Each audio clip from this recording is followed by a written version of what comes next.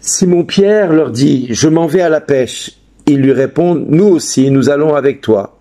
Ils partirent et montèrent dans la barque. Or, cette nuit-là, ils ne prirent rien.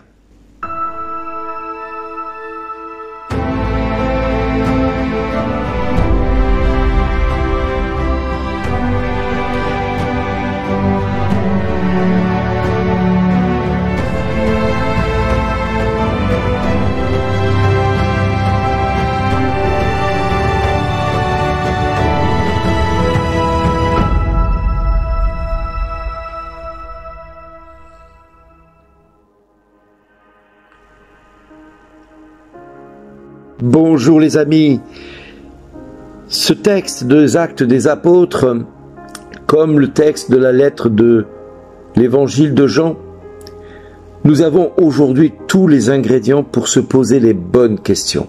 Tous les ingrédients ou toute la matière pour réfléchir sur l'appel que Dieu lance à son Église. Nous sommes l'Église, vous de votre côté, moi du mien, mais nous tous ensemble réunis, nous formons le corps du Christ, le corps mystique du Christ, c'est-à-dire l'Église du Seigneur.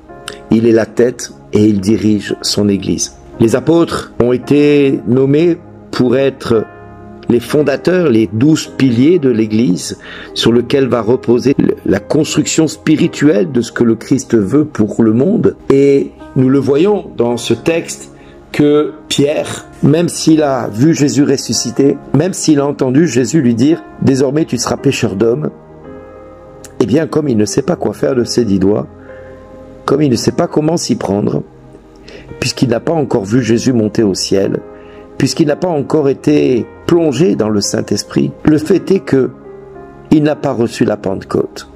Et de fait, il n'est pas encore envoyé en mission. Il est donc un homme comme vous, comme moi. Comme chacun de nous qui, à un moment donné, eh bien, on va essayer de se poser les questions, comment faire la volonté de Dieu? Ah ben ça, je sais faire ça, donc je vais faire cela.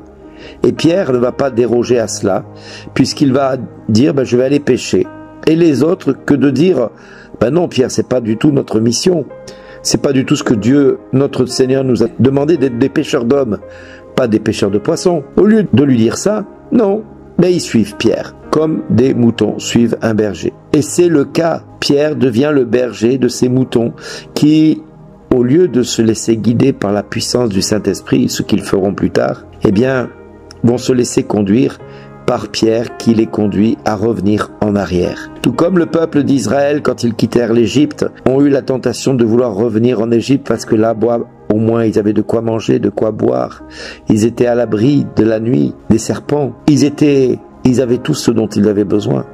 Sauf que voilà, avec Dieu, on ne revient jamais en arrière. Avec le Christ, c'est la même chose, on ne revient jamais en arrière. Et ce qui pose problème aux apôtres, c'est de ne pas savoir s'y prendre.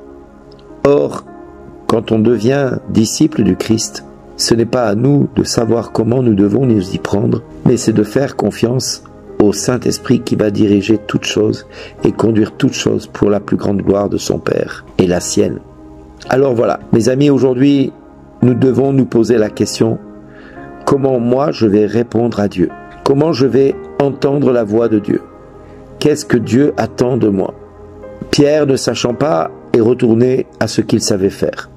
Sauf que nous avons compris que ce n'est pas du tout ce que Dieu nous demande, puisqu'on va de révélation en révélation et de gloire en gloire, et il nous dit cela pour que notre joie soit parfaite. Donc si on va de révélation en révélation, il nous faut demander à Dieu ce à quoi nous sommes appelés, et pourquoi nous sommes appelés à le suivre, et dans quel but. Et dans ce cas-là, nous devons, entre autres, demander au Saint-Esprit de venir nous enseigner toutes choses nouvelles, afin que nous puissions rentrer dans notre destinée. La destinée qui va être notre bonheur, qui va être celle qui va nous permettre de ne plus jamais nous ennuyer, celle qui va nous permettre de ne jamais être au chômage, celle qui va nous permettre de pouvoir témoigner de l'amour de Dieu manifesté en Jésus-Christ. Comment? Eh bien simplement en se posant la question, en disant au Seigneur, ben Seigneur, en quoi veux-tu que j'agisse? Pour quel motif veux-tu que je sois là? Qu'est-ce que tu attends de moi? Que veux-tu de moi, Seigneur? Parle, ton serviteur écoute. Parle, ta servante écoute. Et là, vous allez peut-être entendre Dieu vous dire, eh ben voilà, tu vas voir ton voisin de palier et tu vas lui apporter de quoi manger parce qu'il n'a rien à manger. Peut-être que tu entends Dieu te dire, tu vas créer dans ton appartement un groupe de prière avec les personnes de ton immeuble ou de ton quartier. Et peut-être que tu vas inviter à la sortie de l'église la personne qui se retrouve toute seule pour pas qu'elle mange toute seule. Et tu lui dis, viens manger à la maison, partagez le repas avec moi, avec nous. Qu'importe s'il est beau ou moins beau, s'il est riche ou pauvre, tu vas l'accueillir chez toi. Peut-être que Dieu t'appelle à simplement créer un rassemblement, c'est-à-dire organiser, de faire venir des orateurs dans ton secteur avec le concours de ton prêtre ou de ton pasteur pour que cela se fasse rapidement, pour que le royaume de Dieu avance à grands pas. Peut-être que Dieu t'appelle toi-même à prêcher la parole de Dieu, à témoigner de ce que Dieu a fait dans ta vie. Peut-être que Dieu t'appelle à prier pour les malades ou les enchaîner. Peut-être que Dieu t'appelle à devenir un jour pasteur ou prêtre, à être religieux ou religieuse, à être diacre, qui sait ce à quoi Dieu t'appelle. Peut-être que Dieu t'appelle au mariage, mais tu ne sais pas qui, et tu vas devoir chercher celle ou celui que Dieu te prépare depuis toute éternité.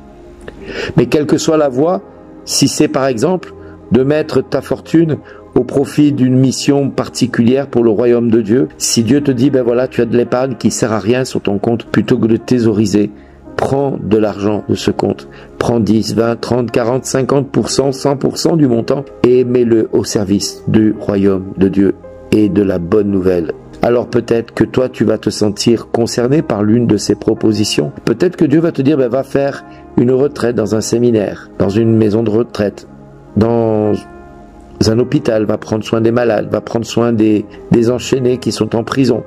Peut-être que tu es appelé à prier pour ceux qui sont autour de toi et qui sont en grande dépression. Quel que soit l'appel que tu vas recevoir, tu dois dire à Dieu, Seigneur, non pas ma volonté mais la tienne. Fais de moi ce qui te plaira, pourvu que ta volonté se fasse en moi, pourvu que ta volonté me rende heureux ou heureuse, pourvu que ta volonté me permette de gagner des âmes et te servir en toutes circonstances. Alors Père, à ce moment-là, j'entendrai ta voix me dire, mon fils, tu as du prix à mes yeux. Je t'aime et je te remercie pour ta fidélité. Et là, tu pourras plier les genoux devant le Père qui te dira encore une fois de plus, merci d'exister.